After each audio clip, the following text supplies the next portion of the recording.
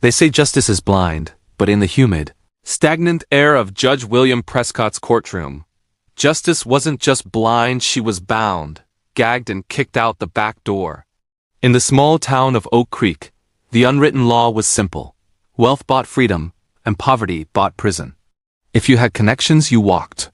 If you looked like Naomi Caldwell, an elderly black woman in a faded hoodie, you were guilty until proven bankrupt.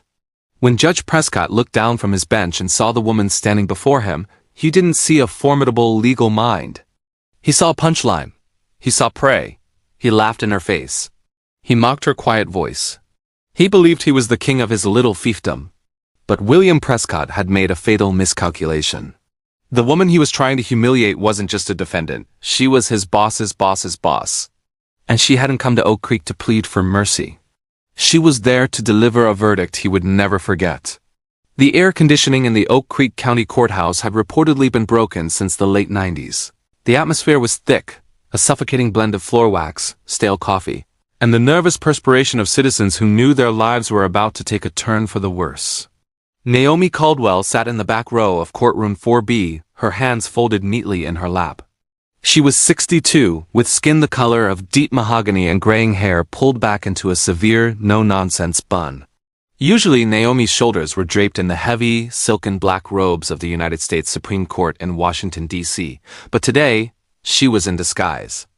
She wore gray sweatpants, comfortable walking sneakers, and an oversized navy blue hoodie with cracking white letters that read Myrtle Beach. She looked tired. She looked ordinary. To the untrained eye, she looked like someone who had given up.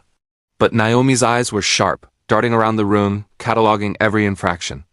She watched the bailiff, a heavy-set man named Mitchum, doom-scrolling on his phone while a confused young man asked where to stand. She watched the court clerk, Susan, rolling her eyes as she shuffled files, treating the paperwork of human lives like junk mail. But mostly, she watched the man on the bench, Judge William Prescott. Prescott was a local legend for all the wrong reasons. He was 50, with a flushed, ruddy complexion and thinning blonde hair slicked back with an excessive amount of gel. He didn't sit.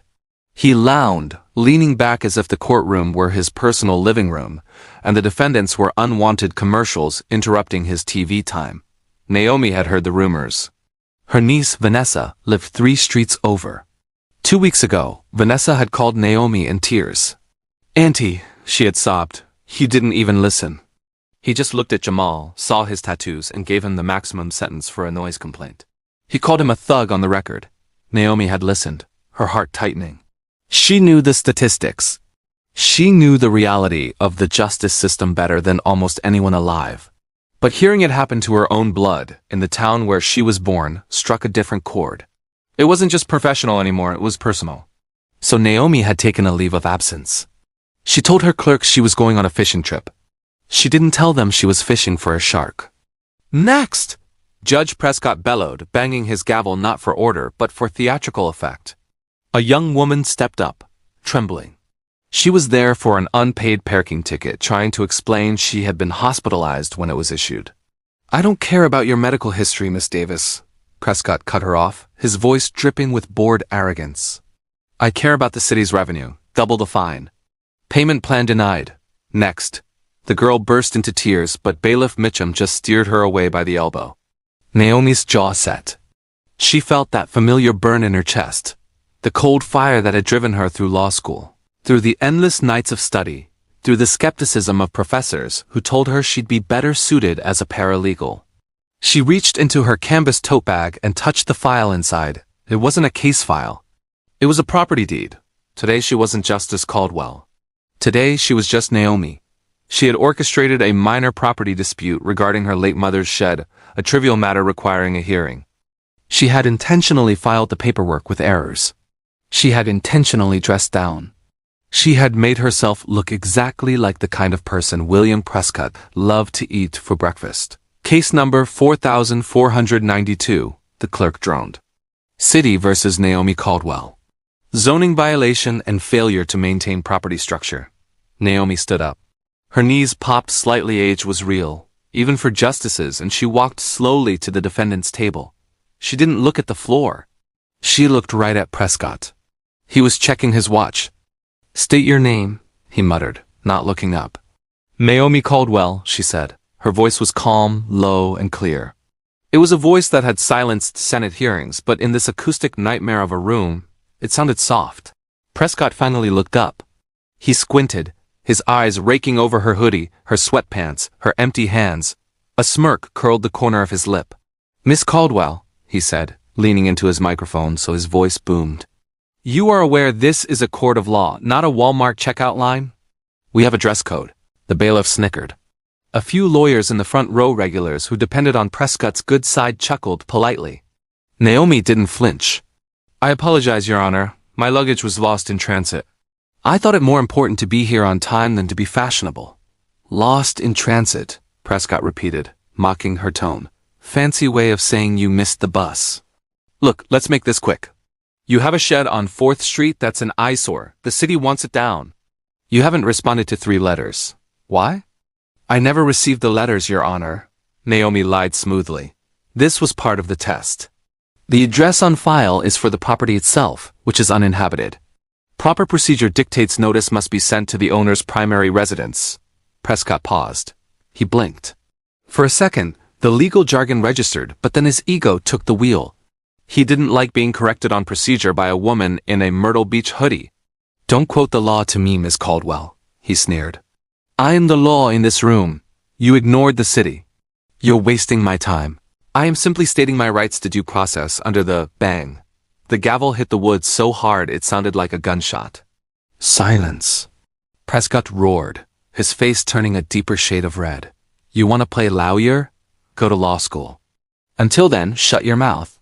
I'm fining you $500 for the structure, and another $500 for wasting the court's time with your attitude." Naomi stood very still. This was it. The trap was sprung. "With all due respect," Naomi said, her voice dropping an octave, becoming the steel blade she was known for in D.C. "You cannot impose a punitive fine for a civil zoning infraction without an evidentiary hearing. That is a clear violation of the 14th Amendment." The courtroom went dead silent. The lawyers in the front row stopped chuckling. They turned around, looking at the old woman in the hoodie with sudden confusion. That wasn't how people in sweatpants usually spoke. Prescott looked stunned for a split second, but then his arrogance doubled down. He laughed. It was a loud, barking, ugly sound. "The 14th Amendment?" Prescott wiped a tear from his eye. "Oh, that is rich. Listen to her. She's been watching too much TV. Let me tell you something, sweetheart. In Oak Creek, the Constitution is what I say it is. Now, get out of my face before I hold you in contempt and throw you in a cell for the weekend." Naomi didn't move. "Is that a threat, Judge Prescott?" "It's a promise," he spat. "Bailiff, remove this woman. And Mitchum, check her for warrants." Usually, when they talk this much, they're hiding something. Mitchum, the bailiff, lumbered forward, grabbing Naomi's arm with a grip that was far too tight. "Come on, lady," he grunted. "Let's go." Naomi pulled her arm back with surprising strength. She fixed Mitchum with a look that could have frozen water. "Do not touch me." Then she turned back to Prescott. "You have made a grave error today, William," she said, dropping the Your Honor. Prescott stood up, veins bulging in his neck. "That's it, 30 days, contempt of court, lock her up. Get her out of my sight." As Mitchum grabbed her again, dragging her toward the holding cells, Naomi didn't struggle. She didn't scream. She simply maintained eye contact with the judge, her face an unreadable mask of calm. She allowed herself to be led away. She allowed the heavy metal door to slam shut behind her. She allowed them to take her fingerprints. Prescott thought he had just crushed another bug. He didn't know he had just swallowed poison. The holding cell in the basement was worse than the courtroom. It smelled of mildew and unwashed bodies. Naomi sat on the metal bench, keeping her back straight. They had taken her phone and tote bag, but they hadn't taken her mind. There were 2 other women in the cell. One was a young girl, maybe 19, with streaked mascara running down her cheeks. The other was a tough-looking woman in her 40s, with a bruise on her jaw.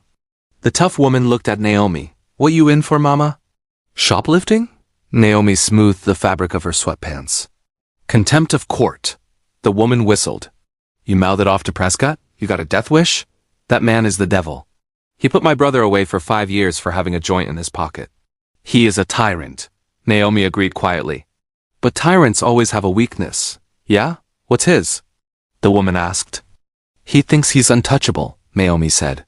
Arrogance is a slow-acting venom. You don't feel it until you're already dead. The young girl sniffled. I'm scared. I didn't have the money for the bail. I'm going to lose my job at the diner. Naomi turned to her, expression softening.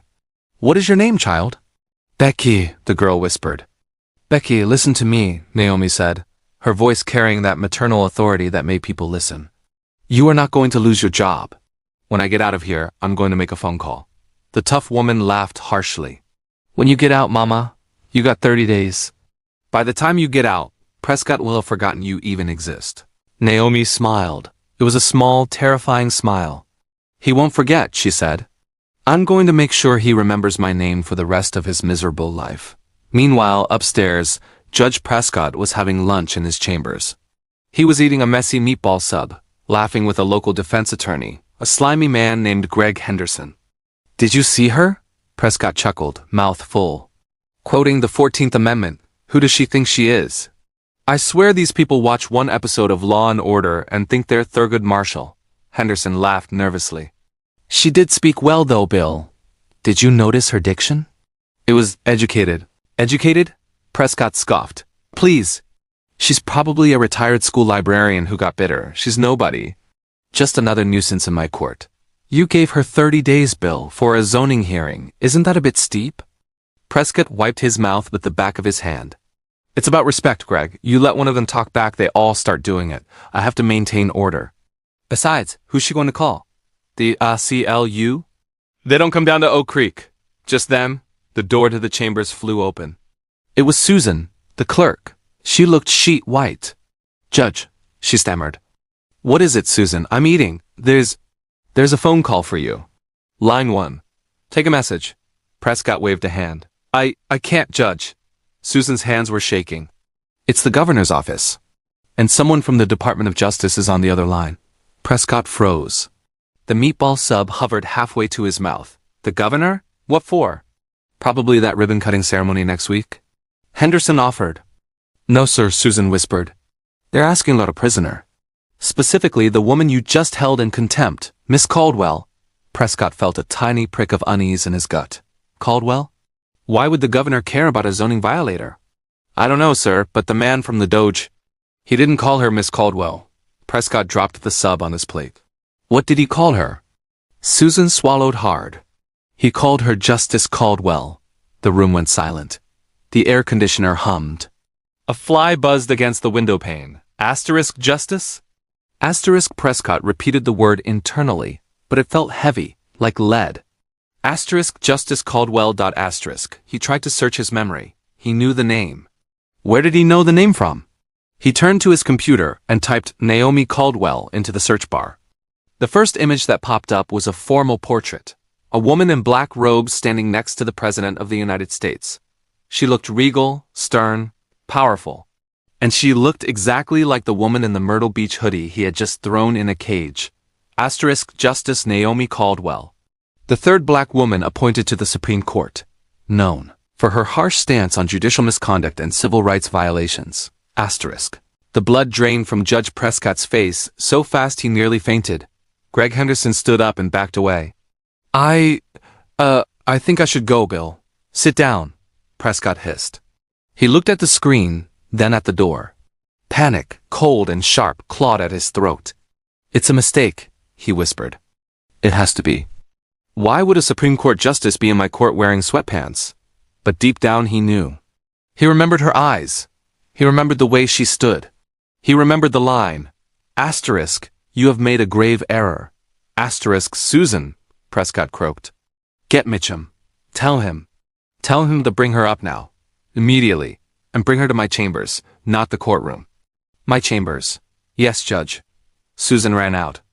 Prescott stood up. His legs felt like jelly. He looked at his tie. There was a marinara stain. He frantically tried to rub it out, but he only smeared the red sauce further. He looked like a butcher. Down in the cell, the heavy door clanked open. Mitchum appeared. He wasn't swaggering this time. He looked like he had seen a ghost. He was holding Naomi's tote bag with two hands like it was a holy relic. Miss Caldwell? Mitchum's voice cracked. Naomi looked up slowly. She didn't stand immediately. She let him wait. Yes, Deputy Mitchum? The judge would like to see you in his chambers. Naomi stood up. She smoothed her hoodie. She looked at the young girl. Don't worry, Becky, Naomi said. I haven't forgotten. She walked to the cell door. Mitchum stepped aside, pressing his back against the wall to give her as much space as possible. Do you want your bag, ma'am? Mitchum offered, trembling. Keep it, Naomi said coldly. I want my hands free. She walked out of the cell, her sneakers squeaking on the linoleum. She wasn't walking to a meeting. She was walking to an execution, and Judge Prescott was the one on the block. The walk to the third floor took 5 minutes. For Bailiff Mitchum, walking half a step behind Naomi, it felt like a death march. He didn't dare speak. The air around this woman had changed. Down in the cell, she was a defendant.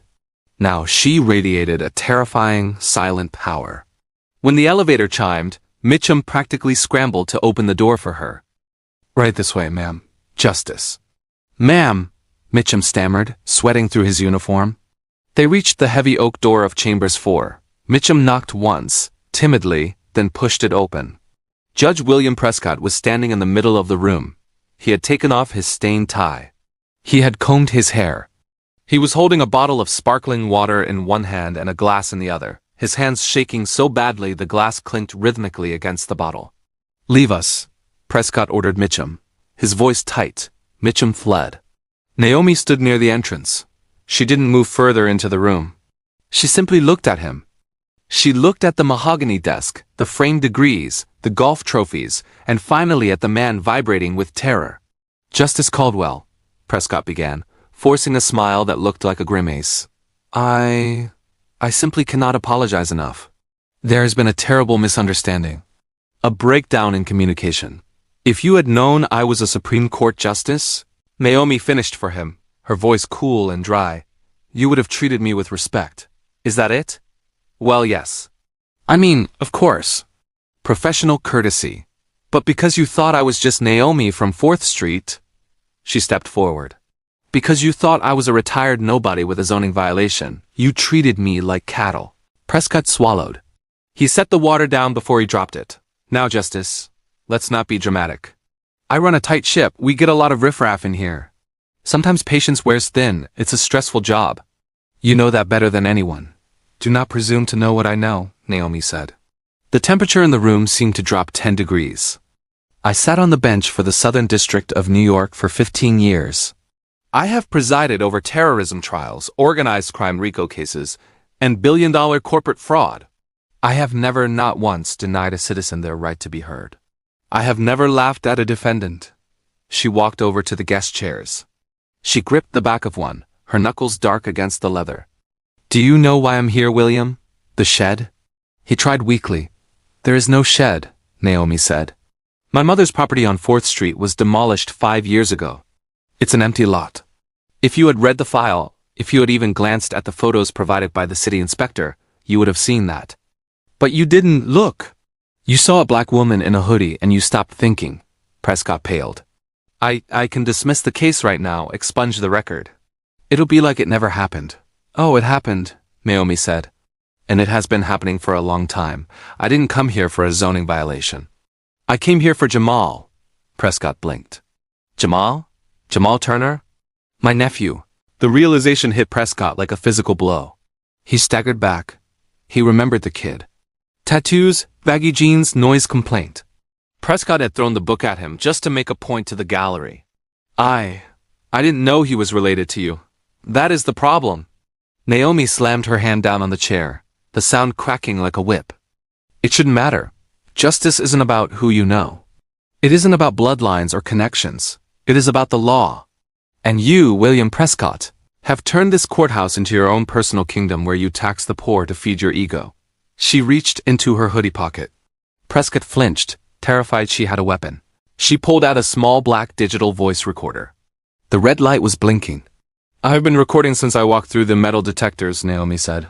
I have you on tape mocking my appearance. I have you refusing to look at evidence. I have you issuing a punitive fine without a hearing. And I have you admitting that the Constitution doesn't apply in your courtroom. Prescott stared at the recorder. His career flashed before his eyes. The country club, the summer house, the power. You can't use that, he whispered. Two-party consent state, actually, Naomi smiled. This state has a public official exception regarding duties performed in a public office. But even if I couldn't use it in court, imagine what this recording will sound like on the 6 o'clock news. Imagine what the State Judicial Conduct Commission will think. Prescott rounded the desk. He was desperate now. He looked sweaty and dangerous. Give me the recorder, Naomi. Let's work this out. I have friends. Powerful friends. The mayor owes me. The police chief owes me. Sit down, Naomi commanded. No, you listen to me. Prescott pointed a shaking finger at her. You think you can come into my town and entrap me? I'm the victim here.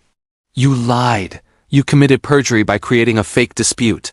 I committed a sting operation, Naomi corrected. And as for your friends, the mayor and the police chief. She glanced at the grandfather clock. It is 1:15 p.m., right about now.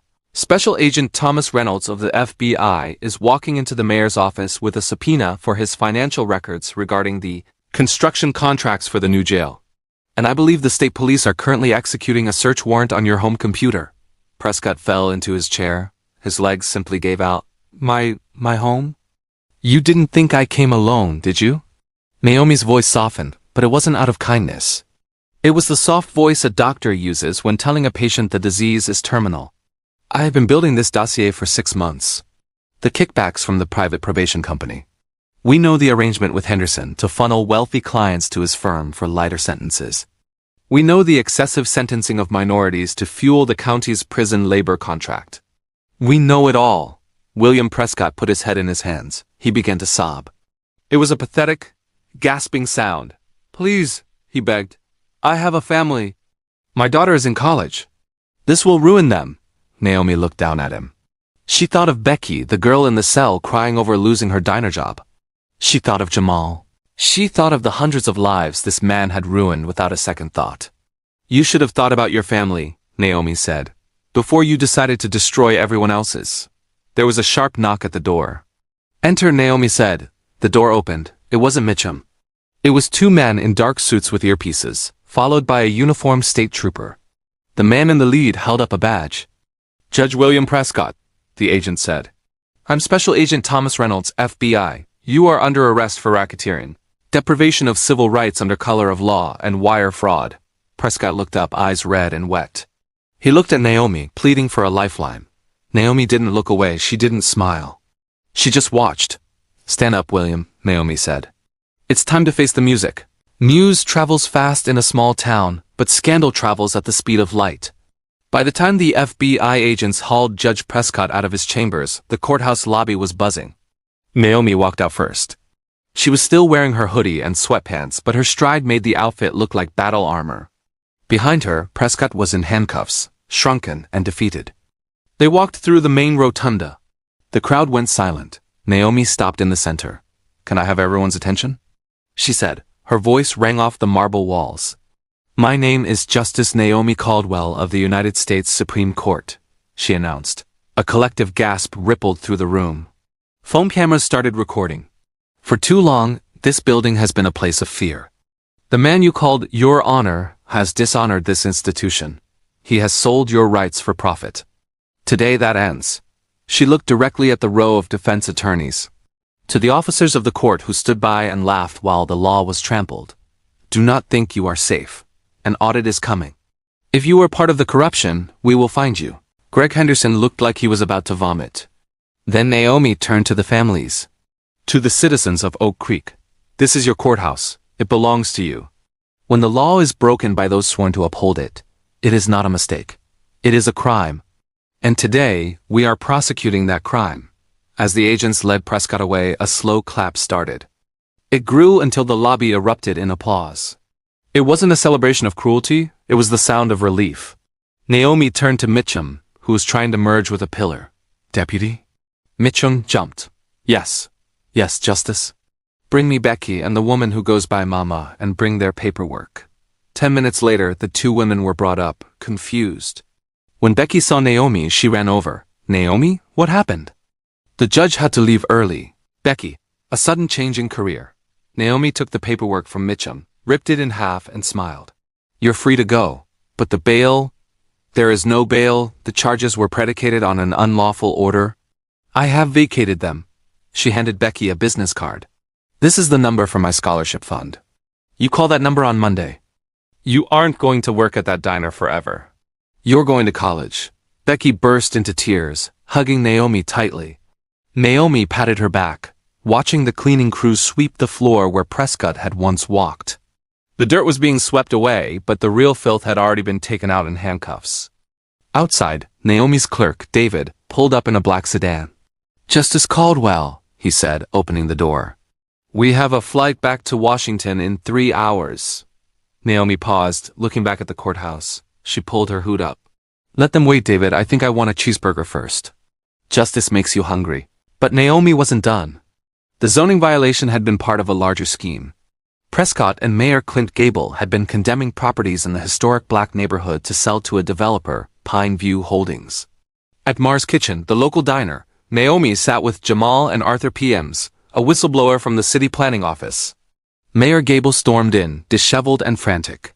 He tried to intimidate them, tried to cut a deal, but Naomi simply pointed to the FBI agents eating pie at the counter.